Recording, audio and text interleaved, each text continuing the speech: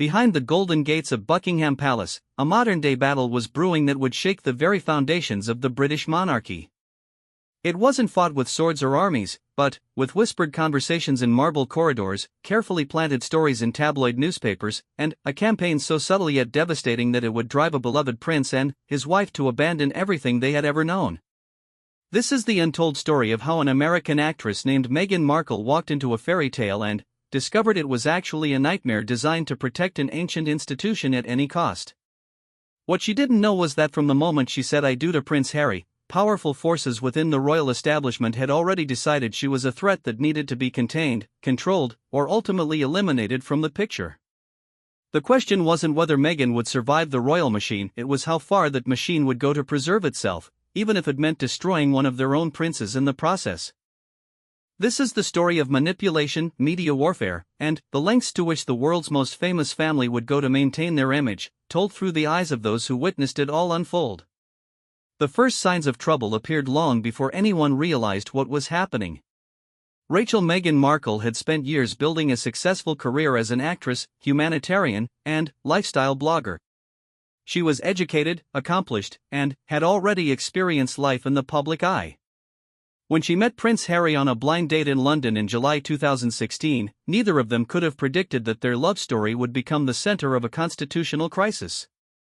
Harry had always been the spare heir, the fun-loving prince who could get away with things his older brother William never could. He served in Afghanistan, partied in Las Vegas, and dated whoever he wanted without much interference from the palace machinery. The royal establishment had grown comfortable with Harry as the charming rebel who drew positive attention while never threatening the line of succession. But Meghan was different from Harry's previous girlfriends. She wasn't from British high society or European aristocracy. She was an American who had spoken openly about politics, feminism, and social justice. She was mixed race in an institution that had never welcomed diversity at its highest levels. Most threatening of all, she was independent and successful in her own right, with her own opinions and her own platform. The first meeting between Meghan and senior royal staff took place in early 2017, months before their engagement was announced. According to sources close to the palace, the conversation was polite but tense. Meghan had prepared thoroughly, researching royal protocol and history. She asked intelligent questions about her potential role and how she could contribute to the monarchy's charitable work. But the royal courtiers saw something else entirely. They saw an American actress who didn't understand the delicate balance of royal life, someone who might upset the carefully maintained relationships with the British press and political establishment. More concerning was her background in activism and her willingness to speak out on controversial topics. The palace's communication strategy had always been based on control. Every public appearance, every interview, every photograph was carefully planned and executed. The royal family's relationship with the British tabloid press was complex but manageable. Give them enough access and exclusive stories to keep them happy, and they would generally protect the institution when it mattered. Meghan's arrival threatened this delicate ecosystem. She had grown up in Hollywood, where celebrities routinely used their platforms to advocate for causes they believed in. She had written about politics, gender equality, and racial justice on her lifestyle blog. To her, speaking out was natural and necessary. To the palace establishment, it was dangerous and uncontrollable.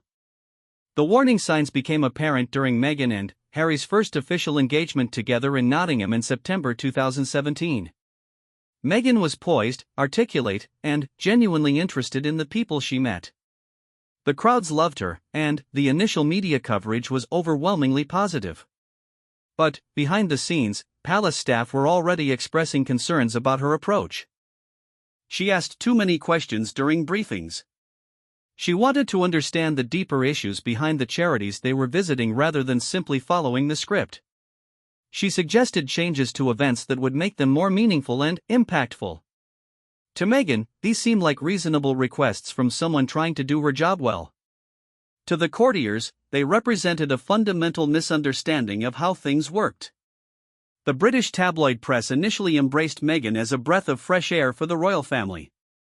Headlines proclaimed her a breath of fresh air and praised her style, intelligence, and charitable background. But, even in those early positive stories, there were subtle undertones that would later become full-blown attacks.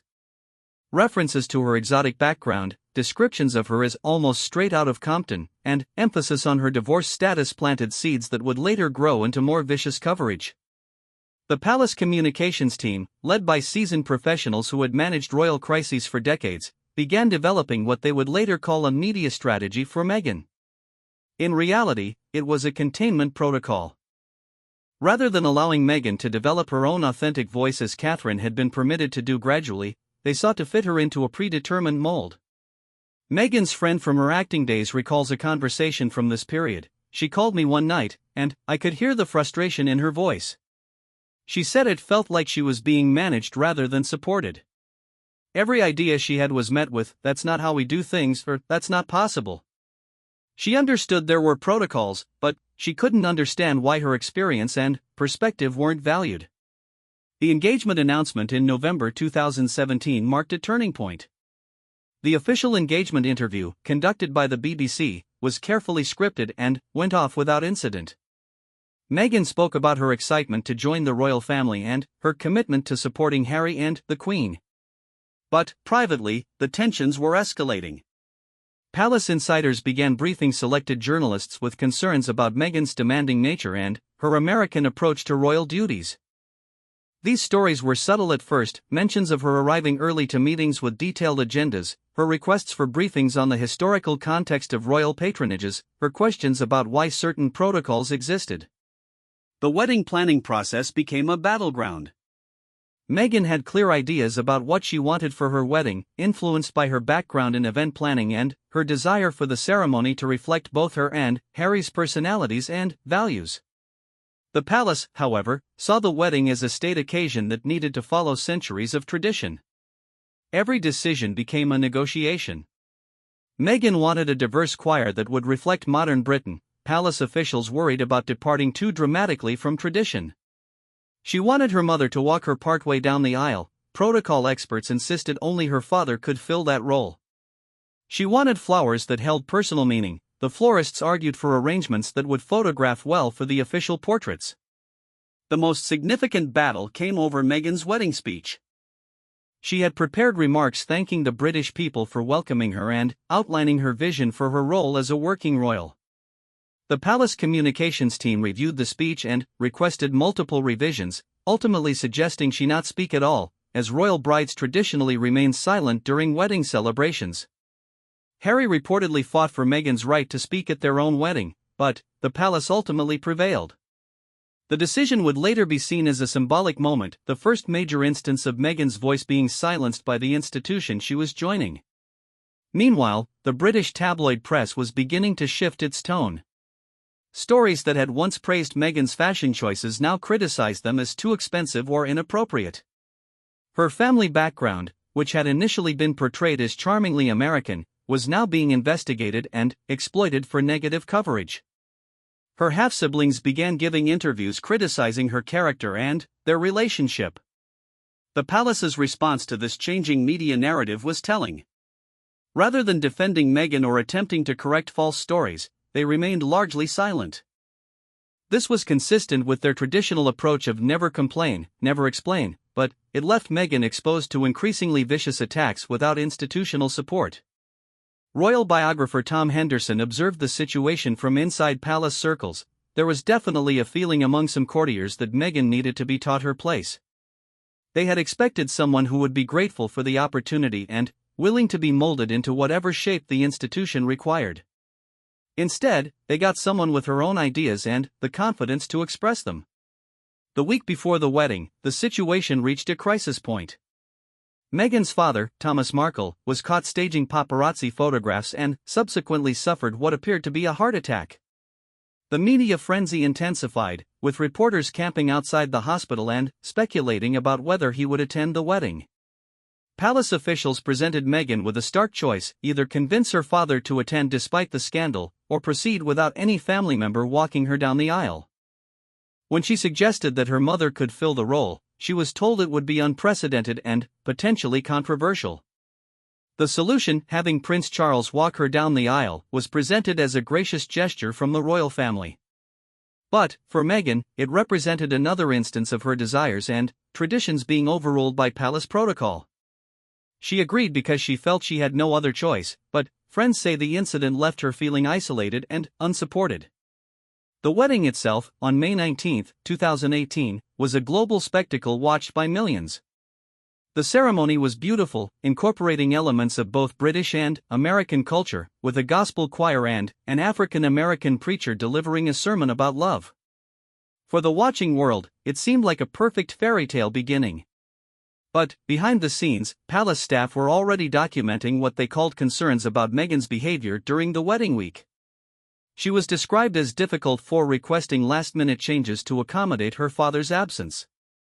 Her emotional state during what was obviously a traumatic time was characterized as demanding and unreasonable. These internal reports would later be leaked to sympathetic journalists as evidence of Meghan's unsuitability for royal life.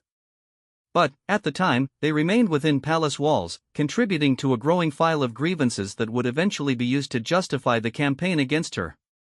The honeymoon period after the wedding lasted exactly 3 months.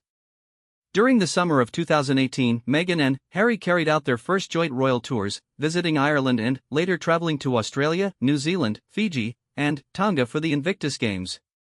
The tours were successful by every measure: enthusiastic crowds, positive media coverage, and effective diplomatic outcomes.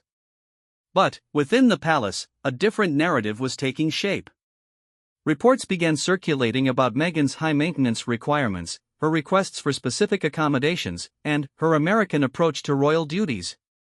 These stories were carefully crafted to sound reasonable while painting a picture of someone who didn't understand or respect royal tradition. The truth, according to palace insiders who later spoke anonymously, was more complex. Meghan was indeed asking questions and making suggestions that challenged how things had always been done. But, rather than seeing this as valuable input from someone with relevant experience, the establishment viewed it as evidence that she didn't understand her place. As 2018 drew to a close, the battle lines were being drawn for a conflict that would ultimately consume the Sussex brand, damage the monarchy's reputation, and drive Harry and Meghan from their royal roles. The American actress who had walked into Buckingham Palace believing she could help modernize an ancient institution was beginning to realize that the institution had no interest in being modernized, especially not by her. The stage was set for a confrontation that would reveal the true nature of palace politics and the lengths to which the royal establishment would go to protect itself, even at the cost of destroying one of its own princes and the woman he loved. The golden cage was closing, and Meghan was starting to understand that her choice was to accept it quietly or fight back, knowing that fighting back against the crown was a battle very few had ever won. By January 2019, the honeymoon was definitively over. What had started as whispered concerns in palace corridors had evolved into a coordinated campaign to undermine Meghan's reputation and credibility.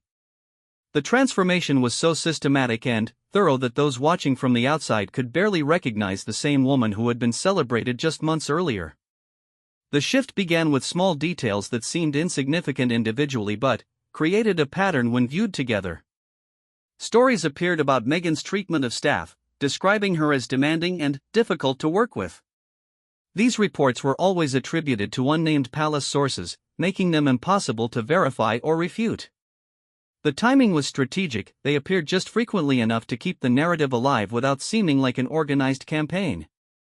Sarah Ferguson, Duchess of York, later observed the pattern with the wisdom of someone who had experienced similar treatment. The palace has a way of managing problems that seems very gentle and proper from the outside. But, when you're the target, you realize how methodical and ruthless it can be. They don't destroy you with one big scandal, they erode you with 1,000 small cuts. The first major escalation came with reports about Meghan's relationship with palace staff. In February 2019, The Times published a story claiming that Meghan had driven 2 personal assistants to quit and had humiliated staff with her demands. The story was presented as investigative journalism, but the sources were entirely anonymous, and no specific incidents were described in detail. What made the story particularly damaging was not just its content, but its timing. It appeared just days before a major royal engagement, ensuring maximum media coverage and speculation. More significantly, it established a template that would be repeated dozens of times over the following months. Anonymous sources describing Meghan's difficult behavior without providing verifiable details or context. The palace's response to these stories was crucial and revealing. Rather than defending Meghan or investigating the leaks, senior communications staff remained silent.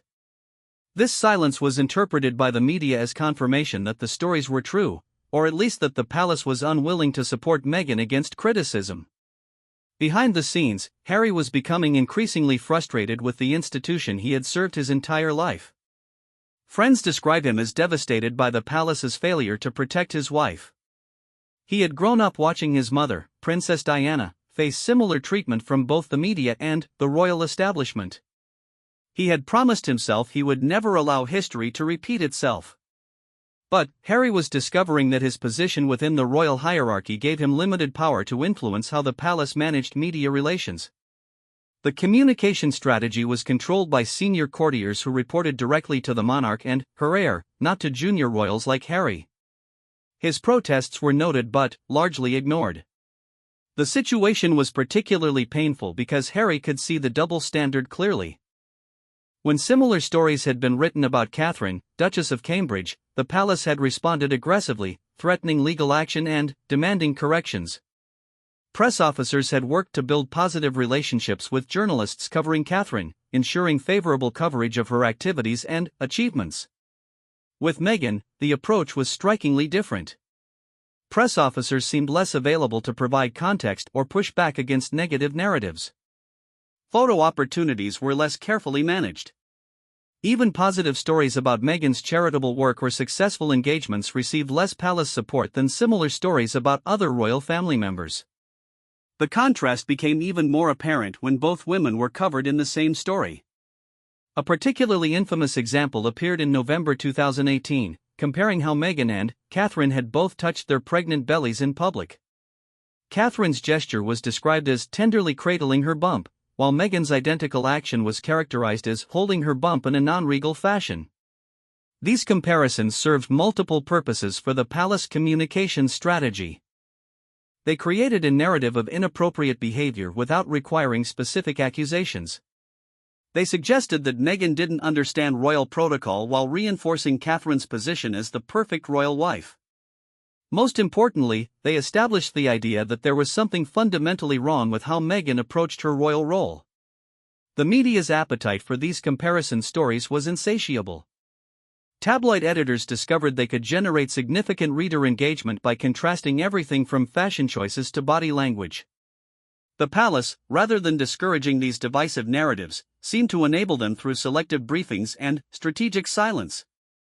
Royal correspondent Victoria Arbiter witnessed the dynamic firsthand. There was definitely a shift in how palace press officers interacted with journalists covering Meghan versus those covering other family members. It was subtle but unmistakable. Questions about Meghan were met with less enthusiasm, fewer helpful details, and sometimes outright stonewalling. The most damaging stories often contained enough truth to seem credible while omitting crucial context that would have presented a more balanced picture. For example, reports about Meghan's early morning emails to staff were technically accurate. She did send detailed messages at 5 a.m. But the stories failed to mention that she was dealing with pregnancy insomnia and time zone differences from her international charitable work, or that she specifically requested staff not respond until normal working hours.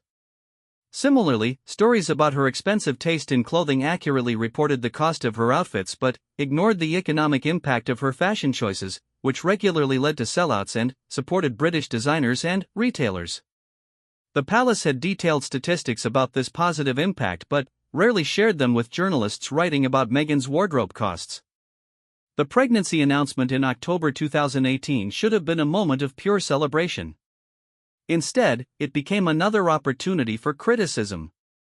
Even the timing of the announcement during Harry and Meghan's arrival in Australia for their royal tour was characterized as attention-seeking, despite being standard practice for royal pregnancy announcements to coincide with major events. The coverage of Meghan's pregnancy revealed the extent to which negative narratives had become entrenched. Stories focused on her fashion choices being inappropriate for a pregnant woman, her decision to continue working throughout pregnancy, and speculation about her birth plans. Every choice was scrutinized and found wanting by anonymous sources claiming royal expertise. The baby shower in New York in February 2019 became a particularly intense focus of criticism. The event, organized by Meghan's friends from before her royal life, was described as ostentatious and unroyal. British tabloids calculated the cost of everything from the venue to the flower arrangements, presenting the celebration as evidence of Meghan's failure to understand royal values. The irony was not lost on observers who noted that royal baby showers were not traditional in Britain, meaning there was no established protocol for Meghan to follow. She was being criticized for participating in an American tradition with her American friends, essentially being punished for maintaining connections to her pre-royal life. Palace sources, speaking anonymously to favored journalists, expressed concern about the baby shower's optics. These quotes were carefully crafted to sound measured and reasonable while feeding the narrative that Meghan's judgment was questionable. The sources never acknowledged that the event was private, paid for by friends, and had no cost to British taxpayers. The systematic nature of the campaign became clear when multiple publications began running nearly identical stories with slightly different angles but similar anonymous quotes and talking points. Media analysts noted that the coordination suggested a central source providing guidance on how to frame stories about Meghan. This coordination extended to the timing of negative stories, which often appeared to coincide with positive news about Meghan's charitable work or successful engagements. When she launched a cookbook supporting the Hub Community Kitchen, stories about her demanding behavior dominated the headlines instead of coverage of her successful initiative. The birth of Archie in May 2019 should have marked a fresh start. Instead, it became another opportunity for criticism about everything from the choice of hospital to the decision to keep details private initially. Even the traditional post-birth photo call was criticized. When Meghan and Harry chose not to immediately pose on the hospital steps, it was characterized as a snub to tradition and the British public. The palace's handling of Archie's birth announcement revealed another layer of the institutional bias Meghan faced. While other royal births had been managed with careful attention to public interest and media relations, Archie's arrival was handled with less coordination and support. The result was confusion among journalists and criticism of the parents for supposedly mismanaging the announcement. Royal biographer Andrew Morton, who had witnessed similar campaigns during his coverage of Princess Diana, recognized the pattern. The palace has a well-established playbook for managing problem members of the royal family. They don't attack directly, they create conditions where the person becomes isolated, criticized, and eventually either conforms completely or removes themselves from the situation. By summer 2019, the isolation was becoming complete. Meghan's requests for meetings with senior palace officials were delayed or denied. Her suggestions for charitable initiatives were met with bureaucratic obstacles. Her attempts to address the negative media coverage directly were blocked by communications staff who insisted that royal protocol required silence in response to criticism. The psychological toll was becoming apparent to those close to the couple. Friends described Meghan as increasingly withdrawn and Harry as angry and frustrated with his family's failure to support his wife. The fairy tale wedding just over a year earlier seemed like a different lifetime.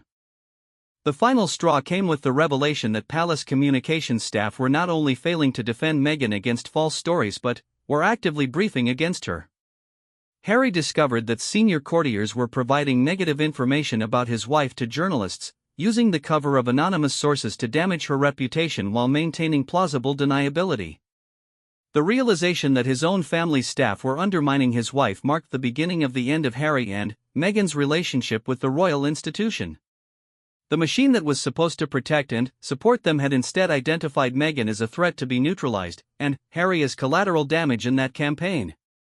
The American actress who had entered the royal family believing she could contribute her skills and perspective to modernizing the monarchy was learning a harsh truth: the institution was not interested in change, especially change advocated by someone they viewed as an outsider.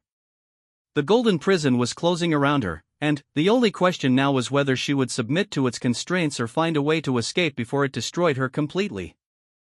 The battle for Meghan's survival within the royal family was about to enter its final, most vicious phase, where the gloves would come off and the true nature of palace politics would be revealed for all to see.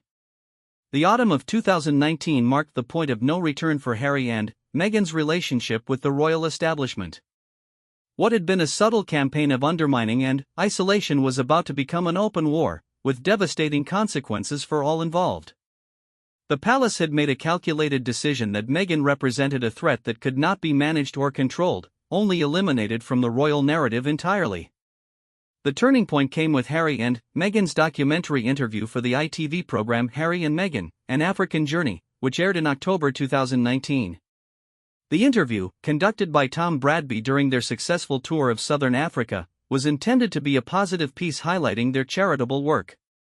Instead, it became a moment of raw honesty that exposed the depth of their struggle with royal life. When Bradby asked Meghan how she was coping with the intense scrutiny, her response was heartbreaking in its simplicity: "Not many people have asked if I'm okay." The vulnerability in her voice and the tears in her eyes revealed the emotional toll that months of negative coverage and palace isolation had taken on her mental health. Harry's portion of the interview was equally revealing. When asked about his relationship with his brother William, he admitted that they were on different paths and had good days and bad days. For the royal family, where public unity was paramount, this acknowledgement of tension was devastating. The palace's response to the documentary revealed the full extent of their hostility toward the couple. Rather than expressing concern for Meghan's well-being or Harry's obvious distress, senior courtiers briefed journalists that the couple had betrayed royal protocol by discussing their personal struggles publicly. Palace insiders told sympathetic reporters that the Queen was disappointed by the interview, and that senior royals viewed it as a cry for attention rather than a genuine plea for support. The briefings were designed to further isolate the couple and signal that expressing vulnerability was unacceptable within the royal context. The media response was swift and brutal. Tabloid newspapers that had spent months criticizing Meghan for everything from her fashion choices to her treatment of staff now attacked her for daring to admit that the criticism had affected her. Headlines accused her of self-pity and ingratitude, suggesting that someone who had married into privilege had no right to complain about its costs. The contrast with how other royal mental health struggles had been handled was stark. When William and Harry had spoken openly about their grief following their mother's death, they had been praised for breaking down stigmas and encouraging others to seek help. When Catherine had struggled with severe morning sickness during her pregnancies, the palace had actively managed the narrative to generate sympathy and understanding. But Meghan's admission of vulnerability was treated as weakness and manipulation. The double standard was so obvious that even traditionally supportive media outlets began questioning the fairness of the coverage she was receiving. Behind the scenes, the situation was deteriorating rapidly.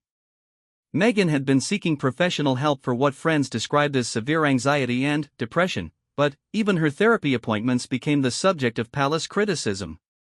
Senior staff questioned whether it was appropriate for a working royal to be seen entering a therapist's office, worried about the message it would send about the stability of the institution. Harry was increasingly isolated within his own family. His attempts to discuss the media treatment of his wife with his father and brother were met with suggestions that Meghan needed to toughen up and accept that negative coverage was part of royal life. When he pointed out that the coverage of Meghan was substantially different from the treatment other family members received, he was accused of being oversensitive and paranoid.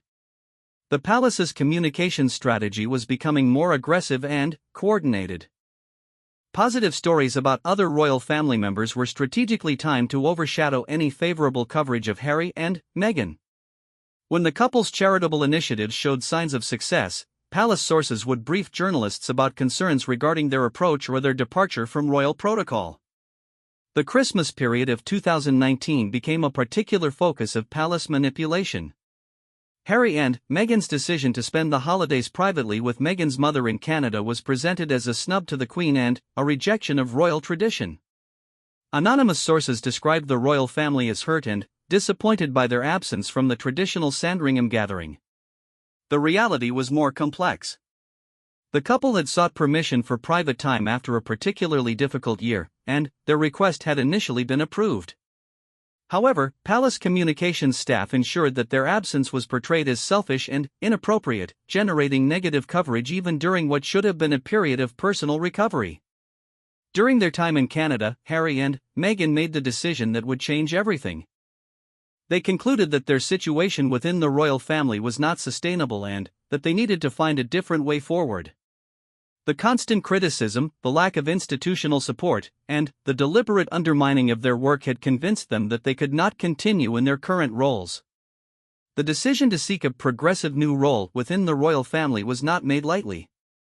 They spent weeks consulting with advisors, researching precedents, and developing a detailed proposal for how they could continue to serve the crown while gaining some independence from the daily control of palace bureaucrats. Their proposal was thoughtful and well-researched. They suggested a model similar to other European royals who combined official duties with independent careers. They offered to continue their patronages and represent the Queen at selected events while also developing their own charitable initiatives and potentially earning independent income through appropriate ventures. The proposal was submitted to palace officials in late December 2019, with a request for discussions about implementation in the new year. Harry and Meghan expected negotiations, compromises, and perhaps some initial resistance. They did not expect the response they received. Palace officials did not simply reject their proposal, they refused to seriously consider it. Senior courtiers dismissed the idea as naive and unworkable, according to sources close to the discussions. More concerning, they made it clear that any attempt to modify their royal roles would be seen as a betrayal of their duty to the crown. The institutional response revealed the fundamental issue that had been driving the conflict all along. The palace was not interested in modernizing or adapting to accommodate different approaches to royal service. They required complete compliance with established protocols and total submission to institutional control. Any deviation was viewed as a threat to be suppressed. Harry's frustration reached a breaking point when he learned that palace officials were briefing journalists about his and Meghan's demands before they had even received a formal response to their proposal. The same anonymous sources that had been undermining Meghan for months were now characterizing their carefully considered suggestions as evidence of their unsuitability for royal life. The final betrayal came when Harry discovered that senior palace officials were not only refusing to consider their proposals but were actively planning for their departure. Internal documents later revealed that contingency plans for stripping Harry and Meghan of their royal roles had been developed even before their proposal was formally submitted. The realization that his own family's institution had already decided to push them out, while publicly maintaining the fiction that they were valued members of the royal team, was devastating for Harry. The betrayal was complete. Not only were they not going to receive the support they needed, but the palace was actively working to create conditions that would force their departure. The leak of their private discussions to the media was the final straw. On January 8, 2020, Harry and Meghan published their announcement that they intended to step back as senior members of the royal family. The statement, posted on their official Instagram account, was carefully worded to express their continued loyalty to the Queen while making clear their intention to seek independence. The palace's response was swift and harsh. Within hours, a statement was released saying that the royal family was disappointed and that complicated issues would need to be worked out. The language was diplomatically correct but unmistakably hostile, designed to suggest that Harry and Meghan had acted precipitously and without proper consultation. The media explosion that followed was unlike anything the royal family had experienced since the death of Princess Diana. The story dominated news cycles around the world, with every detail of the couple's relationship with the royal family scrutinized and analyzed. The palace found itself managing a crisis that threatened to expose the inner workings of an institution that depended on maintaining an image of unity and stability. Senior courtiers immediately began damage control, briefing sympathetic journalists that Harry and Meghan had blindsided the royal family with their announcement. Anonymous sources described the Queen as hurt and suggested that the couple had shown disrespect for the institution that had welcomed them. But the narrative was harder to control this time. Too many people had witnessed the systematic campaign against Meghan, and too many royal watchers had noticed the pattern of negative briefings and strategic silence. Questions were being asked about why a popular, successful member of the royal family had been driven to such desperate measures. The global response was particularly telling.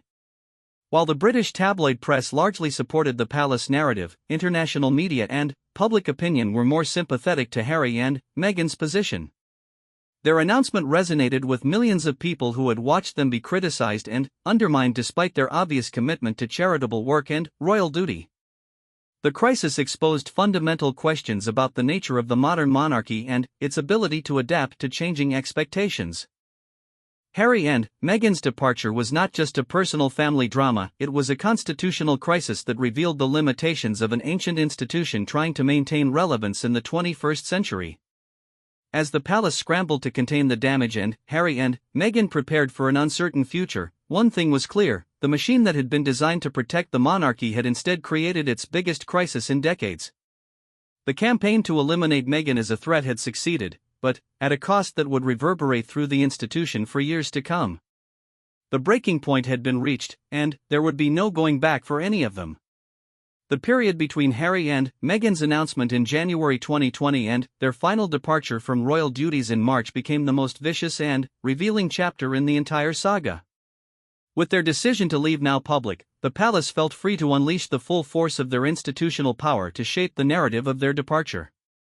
What followed was a masterclass in royal damage control that prioritized protecting the institution over the well-being of two of its members. The Sandringham Summit on January 13, 2020, was presented to the public as a family meeting to discuss Harry and Meghan's future role. In reality, it was the formal negotiation of their surrender. The Queen, Prince Charles, Prince William, and Harry gathered at the royal estate to determine the terms under which the couple would be allowed to leave royal service. The meeting lasted several hours, but the outcome was predetermined.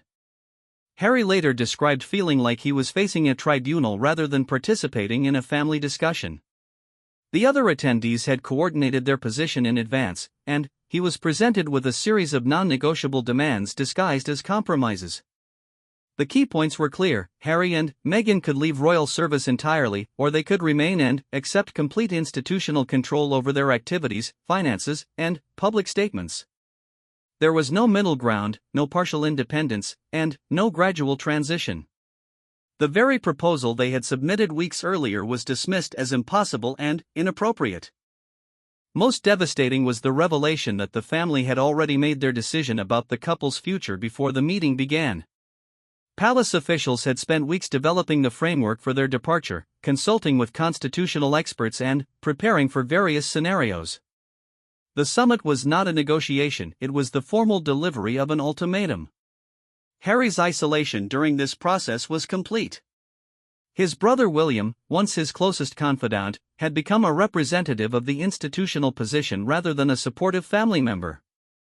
His father Charles, while expressing personal regret about the situation, made it clear that the monarchy's stability took precedence over Harry's happiness or Meghan's well-being. The Queen, whom Harry had always revered and who had shown genuine affection for Meghan during their early interactions, maintained the institutional line throughout the discussions. Her personal feelings, whatever they might have been, were subordinated to her role as monarch and protector of the crown's interests. The final agreement stripped Harry and Meghan of their royal titles, their official patronages, and their right to carry out royal duties. They would lose their security funding, their staff support, and their official residence. Most symbolically painful, they would no longer be able to use their Sussex royal brand, even though they had invested significant time and resources in developing charitable initiatives under that name. The announcement of these terms was carefully crafted to make the departing couple appear ungrateful and irresponsible. Palace communications emphasized that Harry and Meghan would no longer represent the Queen, suggesting they had abandoned their duty rather than been forced out by institutional hostility. The media coverage of the final agreement revealed the full extent of the palace's influence over the narrative. Stories appeared simultaneously across multiple publications with nearly identical talking points about the couple's demands being unreasonable and their departure being inevitable given their difficult behavior. Behind the scenes, palace officials were briefing journalists with increasingly personal and damaging information about Harry and Meghan. Stories appeared about their supposedly extravagant lifestyle, their treatment of staff, and their failure to understand royal protocol. Each story was attributed to anonymous sources but carried the unmistakable stamp of official authorization. The most revealing aspect of this briefing campaign was its timing and coordination. Negative stories about Harry and Meghan appeared on the same days as positive announcements about other royal family members, ensuring that the institutional message was clear: this is what happens when you challenge the system, and this is how we reward those who comply. The couple's final round of royal engagements in March 2020 became a bittersweet farewell tour that highlighted both their popularity with the public and their isolation within the institution. Their appearance at the Commonwealth Day service at Westminster Abbey was particularly poignant, as they sat separately from the senior royals who had once welcomed them as valued family members. The visual symbolism was deliberate and cruel. Harry and Meghan were seated in the second row, behind working royals who were their juniors in the line of succession. They arrived separately from the other family members and left without the customary family interactions. The message was unmistakable: they were no longer truly part of the royal family. The public response to their final engagements revealed how disconnected the palace's narrative was from popular opinion. Crowds gathered enthusiastically to see Harry and Meghan, and their charitable events were successful and well received. The disconnect between their obvious effectiveness as working royals and the institutional decision to force their departure became increasingly apparent. International media coverage of this period was particularly critical of the palace's handling of the situation. Foreign journalists, less influenced by the traditional royal press pack, questioned why a popular and effective royal couple was being pushed out of the institution. The coverage raised uncomfortable questions about the monarchy's values and its treatment of diversity. The coronavirus pandemic, which began just as Harry and Meghan were completing their departure, provided an unexpected postscript to their royal careers. While they immediately committed to charitable work supporting pandemic relief efforts, the palace ensured that their contributions were not officially recognized or coordinated with other royal family activities. The contrast with how other royal family members' pandemic work was supported and publicized highlighted the institutional nature of the campaign against Harry and Meghan. Their charitable efforts were just as valuable and impactful as those of other royals, but they received no official recognition or coordination because they were no longer considered part of the royal team. The move to California marked not just a geographical relocation but a complete severing of ties with the British establishment. Harry and Meghan were now entirely on their own, without the institutional support that had protected and promoted other royal family members throughout their lives. The freedom they had sought came at an enormous cost. They lost not only their royal roles but also their security detail, their financial support, and their connection to the charitable organizations they had worked to support.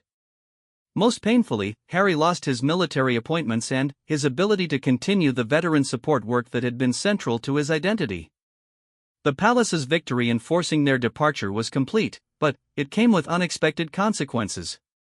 The global attention focused on their story had exposed aspects of royal operations that the institution preferred to keep private.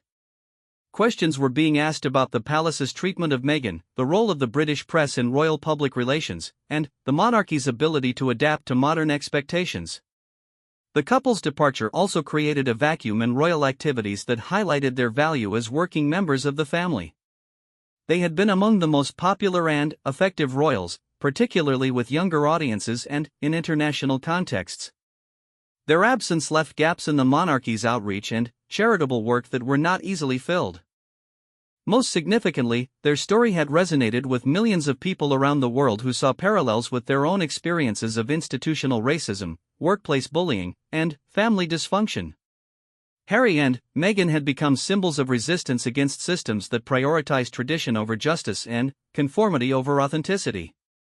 The palace had succeeded in eliminating what they saw as a threat to royal stability, but they had created a different kind of threat in the process. Harry and Meghan's departure had generated more negative publicity for the monarchy than any scandal in recent memory, and their continuing presence as independent public figures meant the story was far from over. As they settled into their new life in California, Harry and Meghan began to speak more openly about their experiences within the royal family. Their platform was now independent of palace control, and they had stories to tell that the institution would prefer remained private. The final battle had been won by the palace, but the war for public opinion was just beginning. The machine that had been designed to protect the monarchy had instead created its most dangerous critics, armed with insider knowledge and a global platform to share their experiences. The question now was not whether Harry and Meghan would survive their departure from royal life; they clearly would. The question was whether the monarchy would survive the revelations about how it had treated them, and what those revelations would mean for an institution that depended on public respect and constitutional authority. The breaking point had been reached, the battle had been fought, and the casualties were being counted on all sides. But the story was far from over, and the most explosive revelations were yet to come. The bomb that would finally expose the true extent of the palace's campaign against Harry and Meghan was dropped on March 7, 2021, in the form of their interview with Oprah Winfrey. For 90 minutes, the couple sat in a California garden and systematically dismantled the narrative that the palace had spent years constructing about their departure. The revelations were so explosive that they sent shockwaves through the British establishment and forever changed how the world viewed the modern monarchy. The interview had been months in preparation, with Harry and Meghan carefully considering what they would and would not discuss. They understood that speaking publicly about their experiences would be seen as the ultimate betrayal by the royal family, but they had reached the conclusion that their silence had only enabled the institution to continue its campaign against them. Meghan's revelation that she had experienced suicidal thoughts during her pregnancy with Archie was perhaps the most devastating moment of the interview. Her description of seeking help from palace officials and being told that it would not be appropriate for her to seek professional mental health support exposed the institution's callous disregard for her well-being. The image of a pregnant woman, struggling with her mental health while being systematically attacked by the media, asking her husband's family for help and being refused, was profoundly damaging to the palace's reputation. It revealed an institution more concerned with maintaining its image than protecting one of its own members. Harry's description of his father stopping taking his calls and cutting off his financial support painted a picture of a family that prioritized institutional loyalty over personal relationships. The revelation that Harry had been forced to use his inheritance from his mother to fund his family's security and living expenses after leaving royal duties exposed the vindictive nature of the palace's response to their departure. But perhaps the most explosive revelation was Meghan's disclosure that there had been concerns and conversations within the royal family about how dark Archie's skin might be before he was born. This revelation of racism at the highest levels of the British establishment sent shockwaves around the world and forced a reckoning with the monarchy's relationship with race and diversity. The palace's response to the interview revealed the institution's panic and desperation. The statement released by Buckingham Palace acknowledged that the issues raised, particularly that of race, are concerning but insisted that recollections may vary regarding the specific incidents described by Harry and Meghan. This phrase, "recollections may vary," became a symbol of the palace's inability to directly confront the truth about how they had treated the couple. Rather than apologizing or taking responsibility, they suggested that Harry and Meghan were misremembering or misinterpreting their experiences. The global reaction to the interview was immediate and damaging to the monarchy's reputation. Commonwealth countries, particularly those with significant populations of color, began questioning their relationship with a crown that appeared to harbor racist attitudes. Republican movements in Australia, Canada, and the Caribbean gained new momentum as the interview sparked conversations about the monarchy's relevance and values. The British media's response to the interview revealed the extent to which they had been complicit in the campaign against Meghan. Rather than examining their own role in the systematic harassment she had described, many publications doubled down on their criticism, suggesting that the couple was lying or exaggerating their experiences for sympathy. But the tide of public opinion was shifting. Younger audiences, in particular, were appalled by the treatment Meghan had described and increasingly skeptical of the palace's denials. Social media was filled with expressions of support for the couple and criticism of the royal family's handling of the situation. The interview also sparked a broader conversation about the role of the press in royal coverage and the relationships between palace officials and journalists. Harry's description of an invisible contract between the royal family and the tabloid press, where negative coverage of some family members was tolerated in exchange for positive coverage of others, exposed the manipulative nature of royal media management. Behind the scenes, the palace was in crisis mode. Emergency meetings were held to discuss how to respond to the ongoing damage from the interview. Senior courtiers who had orchestrated the campaign against Meghan found themselves under scrutiny as their tactics were exposed to public examination. The revelation that palace officials had actively briefed against Harry and Meghan while refusing to defend them against false stories fundamentally changed how royal press operations were viewed. The traditional narrative of palace officials as neutral civil servants protecting the monarchy was replaced by an understanding of their role as active participants in character assassination campaigns.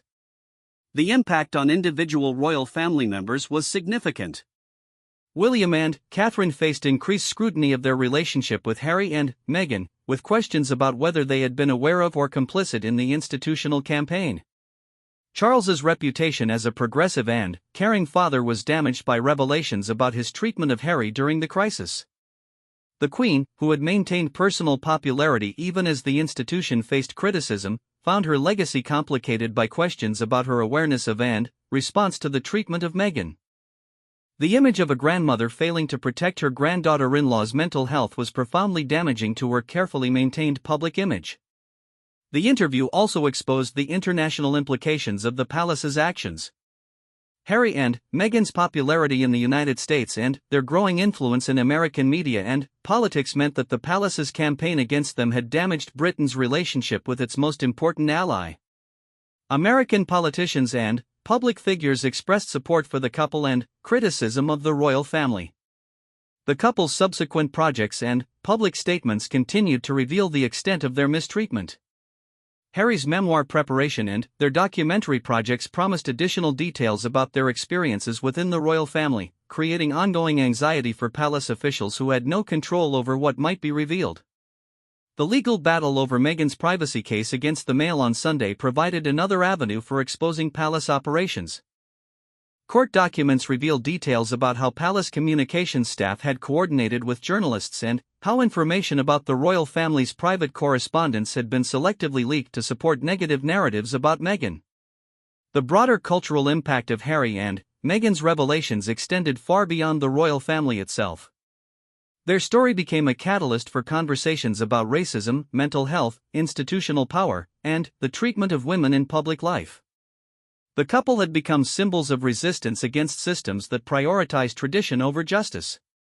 Corporate partners and charitable organizations that had previously been eager to associate with the royal family began reassessing their relationships in light of the revelations about institutional racism and the treatment of Meghan. The monarchy's soft power and cultural influence were being eroded by the exposure of its internal operations. The long-term consequences of the campaign against Harry and Meghan were becoming clear.